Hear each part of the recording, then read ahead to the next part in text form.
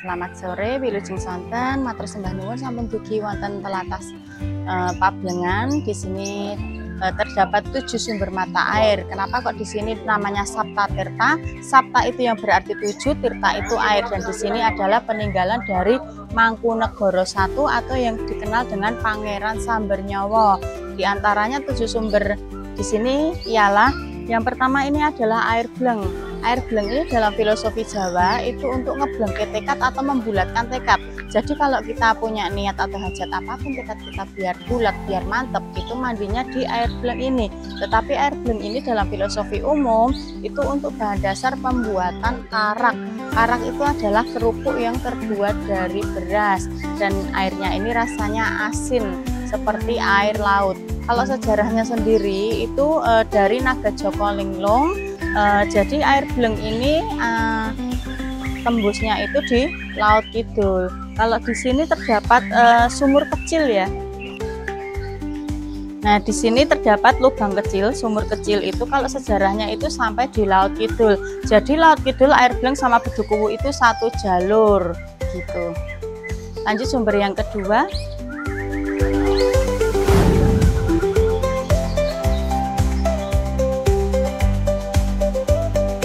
Sumber yang kedua itu ada air urus-urus. Air urus-urus ini dalam filosofi Jawa untuk memperlancar segala sesuatu biar urusan kita terurus lurus. Tetapi air ini dalam filosofi secara umum untuk memperlancar buang air besar. Karena apa? Karena airnya itu mengandung garam Inggris yang sangat tinggi. Jadi kalau panjenengan mau minum atau mengonsumsi air urus-urus ini ada takarannya nggih. Takarannya itu cukup sehari 1 kali sebelum tidur setengah gelas belimbing saja. Jangan banyak-banyak, kalau banyak-banyak nanti mohon maaf mencret gitu. Lanjut sumber yang ketiga adalah air soda. Air soda ini dalam filosofi Jawa untuk kesegaran jasmani dan rohani. Tetapi air ini juga untuk penyembuhan penyakit dalam seperti ginjal, paru-paru, tipes, TBC, asam lambung, dan lain sebagainya.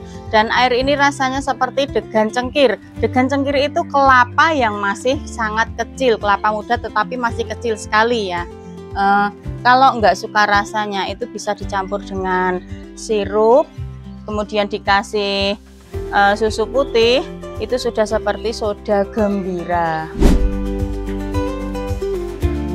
Lanjut sumber yang keempat. Sumber yang keempat ada air mati. Kenapa kok disebut dengan air mati? Karena airnya tenang, tidak bertambah dan tidak berkurang. Tetapi air ini dalam filosofi Jawa itu untuk mematikan rasa. Jadi kalau panjenengan mempunyai pikiran atau niat yang jelek, pikiran kita yang jelek biar mati, itu mandinya di air mati ini. Tetapi mohon maaf, air ini tidak bisa dikonsumsi karena mengandung karbon dioksida yang sangat tinggi.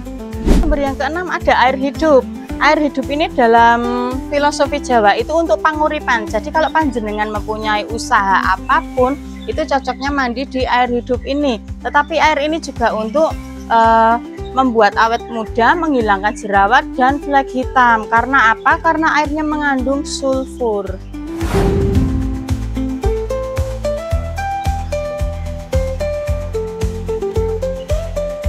Lanjut sumber yang keenam ya. Sumber yang keenam itu ada air kasekten. Air kasekten ini dalam filosofi Jawa untuk menambah kewibawaan atau jiwa patriotisme.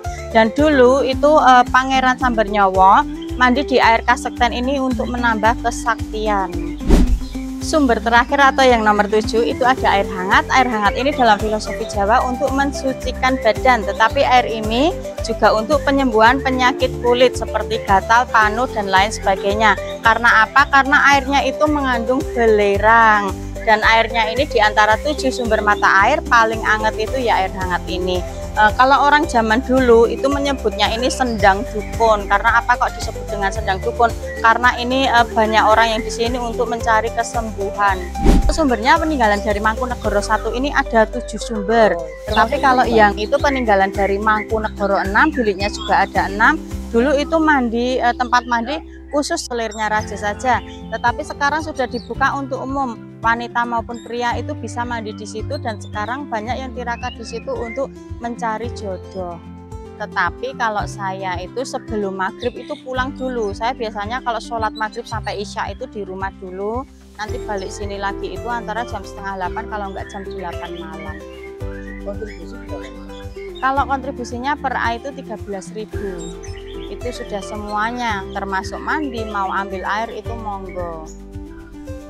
Kalau fasilitas itu terdapat 3 kamar berendam ini ya, fungsinya itu untuk terapi yang punya keluhan tulang, capek-capek itu bisa terapi di sini dan kita tidak memaksimalkan waktu. Monggo kerso mau setengah jam, 1 jam itu bisa.